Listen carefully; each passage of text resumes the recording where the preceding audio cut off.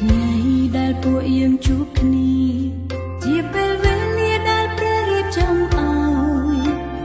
ប្រៀបបីដូចជាអំណោយនៃក្តីស្រឡាញ់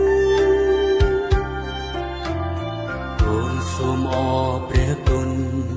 អរព្រះគុណដល់ព្រះវរបិតាដែលទ្រង់ប្រងមេត្តាស្នេហានេះសូមទ្រង់ប្រទានពរថ្ងៃមង្គលសិរីសូមទ្រង់ធ្វើជាស្រី